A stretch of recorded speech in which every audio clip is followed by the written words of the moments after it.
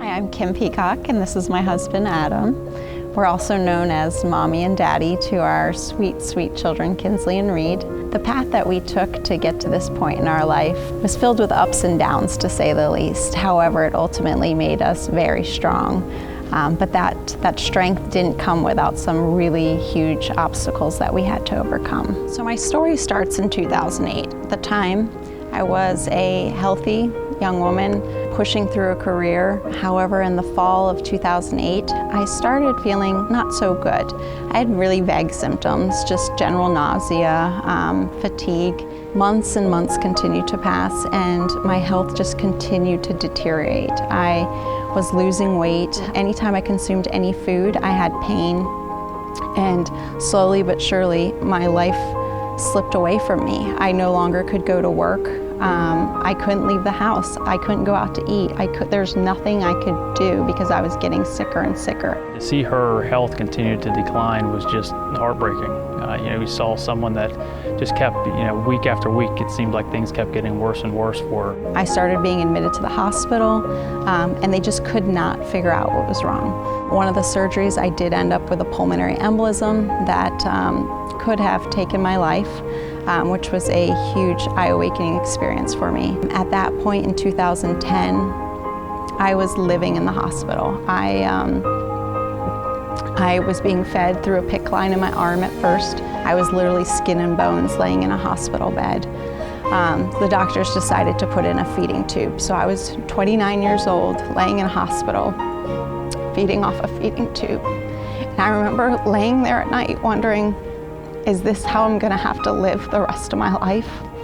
I remember many times that here we flew, across the country, and we think we're going to find the answer, and all of a sudden it's just not there. I met Kim through the gastroenterology practice where I work with Dr. Ravi Kondapalli, and she came in as a patient who had reoccurring digestive issues that were mountingly severe. Kim was so ill that we could not allow her to take anything in by mouth for I think it was at least a year. When I first saw her, I had a hunch that she had chronic pancreatitis.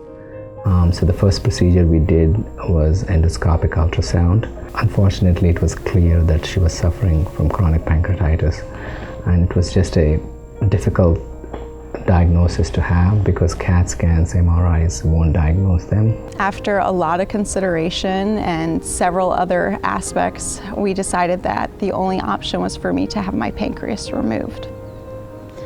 This is a massive surgery. It's definitely no walk in the park, so we did lots of research. And 2 weeks after our wedding, we spent our honeymoon at the University of Alabama, Birmingham, and I had a complete pancreatectomy, a splenectomy, and an auto islet cell transplant. It took 7 hours. I remember waking up in the ICU, arms tied to the bed, just in the most inconceivable pain anyone can imagine. And I made the honest commitment to myself that I was gonna fight, and I was just gonna be passionate and enjoy life and enjoy every single day. With the support of my husband and physicians and nurses, I came out on the other side, and I had a list of goals, and I knew I was gonna accomplish them. And I did. At a time when, having kids wasn't even an option, and, doing physical exercise on a regular basis wasn't an option, and food was basically an enemy to Kim. It's such a blessing to be able to really focus our lifestyle around spending so much time with our kids and spending so much time, focusing on our nutrition and our physical exercise. It's made such a difference for Kim and I.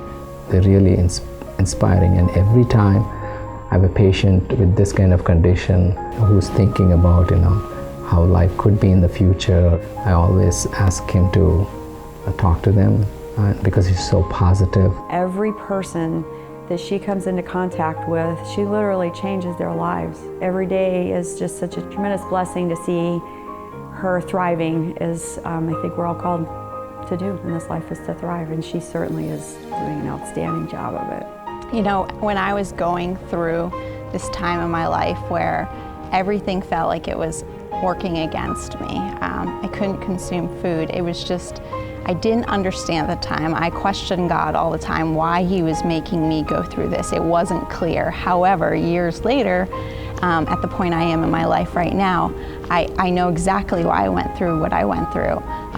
God chose me for a reason. And that reason is to touch other people.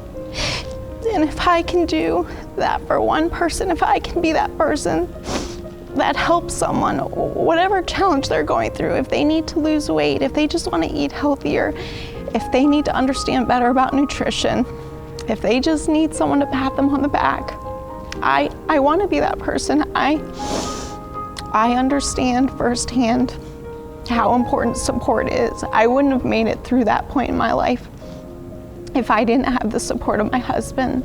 And I know a lot of people don't have that support at home or that person they can lean on. So if I can be that one person that they lean on, then reach out to me, because I will be.